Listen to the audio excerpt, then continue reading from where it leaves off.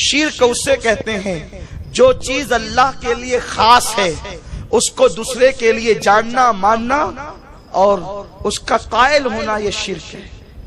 جو چیز اللہ کے لیے خاص، اللہ کے لیے جو چیز خاص وہ بندے کے لیے ماننا، غیر اللہ کے لیے ماننا شرک ہے۔ یہ ایک دم آسان سی تعریف۔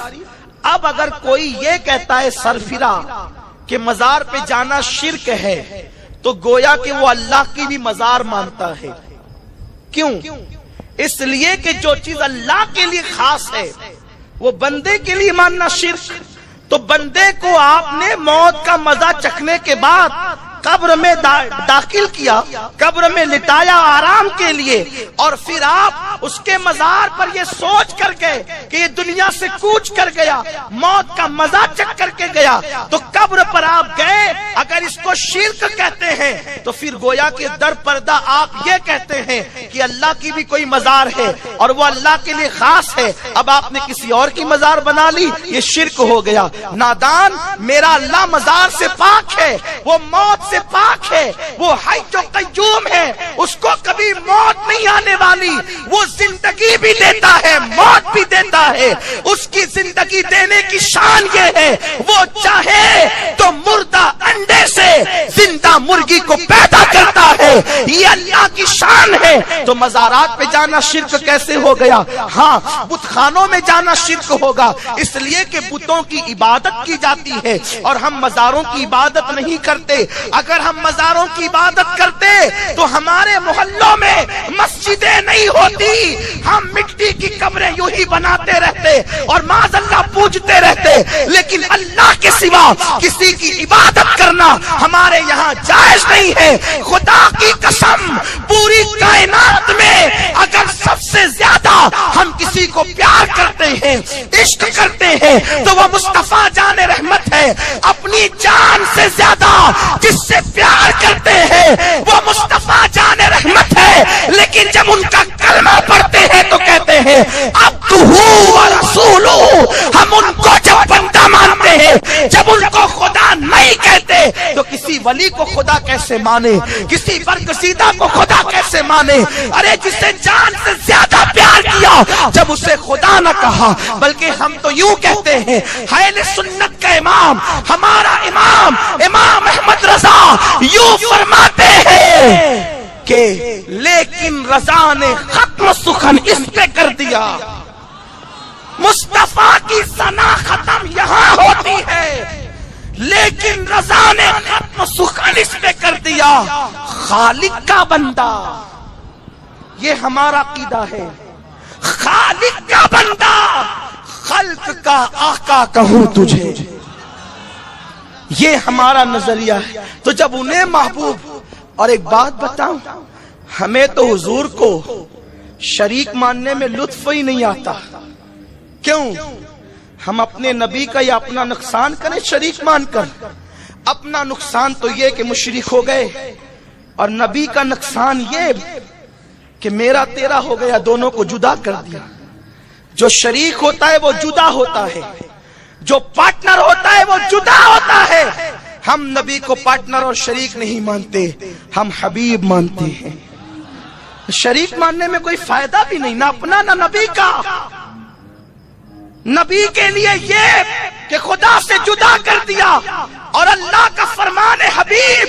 یہ یہود و نصارہ تو یہ چاہتے ہیں کہ اللہ کو اس کے رسولوں سے جدا کر دے، یہ تو مومنوں کا طریقہ بھی نہیں۔ تو ہم حبیب مانتے، شریک نہیں، کیونکہ شریک میں چار چار آنے کا، ایک ایک آنے کا حساب ہوتا ہے، یہ تیرا یہ میرا، اور اس پہ جھگڑے بھی ہوتے ہیں، پھر اس پر قتل بھی ہوتے ہیں، پھر اس پر لڑائیاں بھی ہوتی ہے۔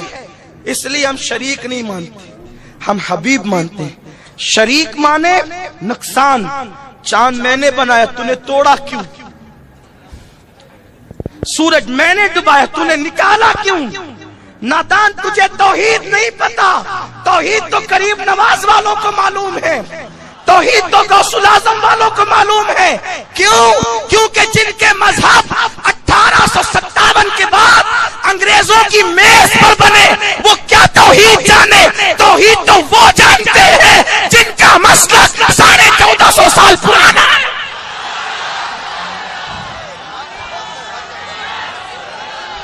نعرے تکبیر، نعرے رسالت، علامہ سید امین القادری صاحب قبلہ، نعرے تکبیر۔ شریک ماننے میں کوئی فائدہ نہیں، اس لیے شریک مانتے نہیں، ہم تو حبیب مانتے ہیں۔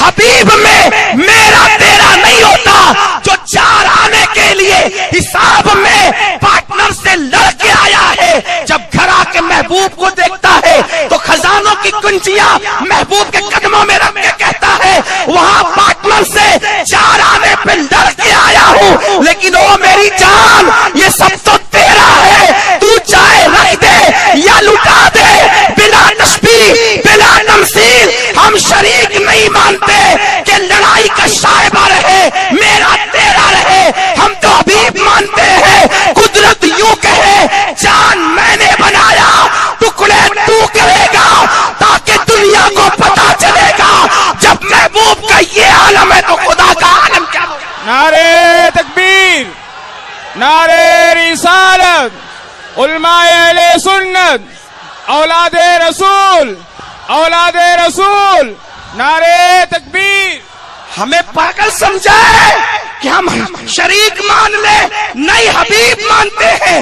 حبیب سورج میں ڈباؤں گا تو اشارہ کر کے پلٹانا تاکہ دنیا کو پتا چلے، جب بندے کی شان یہ ہے خدا کی شان کیا ہوگی۔ اللہ اکبر، جابر کے بچوں کو موت میں دوں گا، تو پکارنا زندہ ہو کے آئیں گے تاکہ پتا چلے محبوب کی یہ شان ہے، خدا کی شان کیا ہوگی۔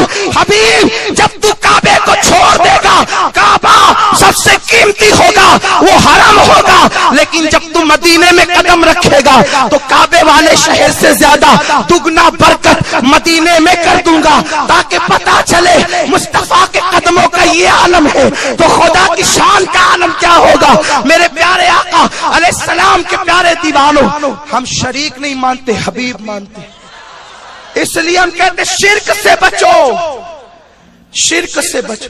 لوگ کہتے ہیں حضور کے لیے کھڑے ہو گئے، شرک ہو گیا۔ 15 اگست پہ تم جھنڈے کے لیے راشٹر گیت کے لیے کھڑے ہوئے تو شرک نہ ہوا؟ اسی لیے کہتے ہیں انگریزوں کی میز پر بنے ہوئے مستق کو قبول کرنے میں بڑا نقصان ہے۔